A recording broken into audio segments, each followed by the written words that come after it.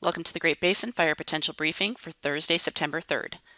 Over the next several days, we will see increasing heat across the region with very dry conditions. Today, we will see near record temperatures increase over western and central Nevada, and then these very hot temperatures and dry conditions will spread eastward across the basin through the weekend. We will also start to see some winds increase over parts of central Idaho on Saturday with low relative humidity. We'll also continue to see poor overnight recoveries through the holiday weekend. However, winds will be relatively light with the exception of Idaho on Saturday. Looking at our smoke forecast over the next couple of days, we will have westerly winds that will continue to push smoke back into the Great Basin. We've already seen smoke move into parts of western Nevada, and we will see these smoke impacts with some visibility restrictions over parts of western Nevada and then into parts of Idaho and northern Utah as we go into the next couple of days. Over the last 24 hours, we've seen dry conditions with no showers or thunderstorms across the region and light initial attack across the Great Basin. Over the last 7 to 30 days, we've seen generally dry conditions across the region and only spotty precipitation associated with thunderstorms. Currently, our ERCs continue to rise and are between the 80th and 90th percentile over much of the southern and eastern half of the region, with a couple of spots still above the 97th percentile. However, these are still setting records or near records for the time of year. Further north and west, ERCs continue to increase and are back into the 80th to 90th percentile. A quick look at some of our ERC charts. Over western areas of the Great Basin, ERCs continue to climb and remain above normal and will be approaching records as we get later in the weekend and into early next week. Over the rest of southern and eastern areas, ERCs are still well above normal and at records for the time of year, and they will also continue to increase. Our satellite picture from this morning shows high pressure dominating the Great Basin, and this will continue to spread eastward and keep temperatures very hot through the holiday. Looking at our weather pattern for later today, again, very hot and dry conditions in all areas. We have no high risk, but we will start to see those record temperatures over western areas of the basin today.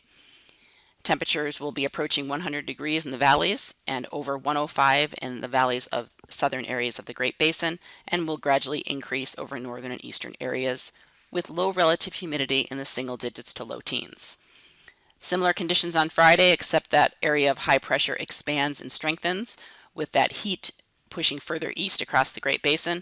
Again, no high risk. We easily could have some high risk for record heat, but again, we won't have any lightning following this heat, so it's just still very hot and dry conditions through the holiday.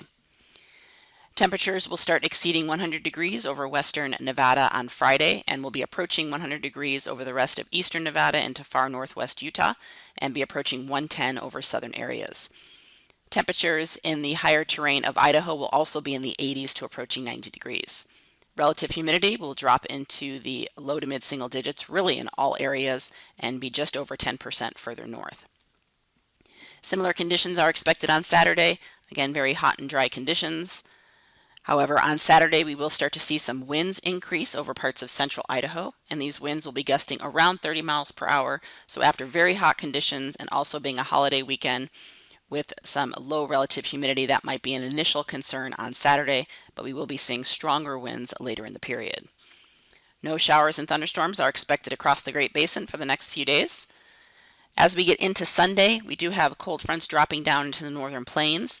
Between this area of low pressure to the north and high pressure over the Great Basin, we could see winds increase even further on Sunday over parts of southern Idaho into far northern Utah. We don't have any high risk yet, but we will be watching that area as, again, we've seen some very dry conditions and will over the next couple of days along with the hot temperatures. However, going into Monday, this is really the main concern as the stronger cold front drops south into the northern Rockies, and it will push into the northern half of the Great Basin with a more significant widespread increase in winds.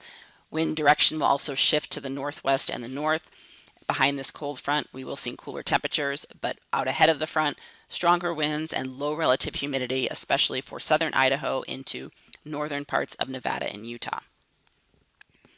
As we move into Monday, this cold front pushes quickly south into southern Colorado and southern areas of the Great Basin. So we will see those stronger winds on Tuesday, along with dry conditions over southern areas of the Great Basin. Again, being this is a holiday weekend and also following the heat, this could be very critical if we do see new starts or affecting ongoing incidents going into this period.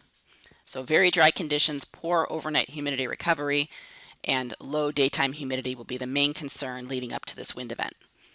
On Wednesday, we'll likely see generally northerly flow across the Great Basin with dry conditions, but not expecting much showers and thunderstorms until that cold front pushes through, and we could see some moisture associated with that front behind the cold front over parts of eastern Utah, Wyoming, and again up into Montana or possibly central Idaho, but really only our extreme eastern side of the Great Basin with no precipitation expected over the western half of the region.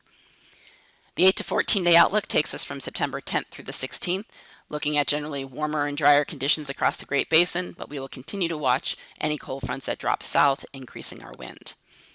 That concludes our webcast for today. Check back tomorrow for the latest updates.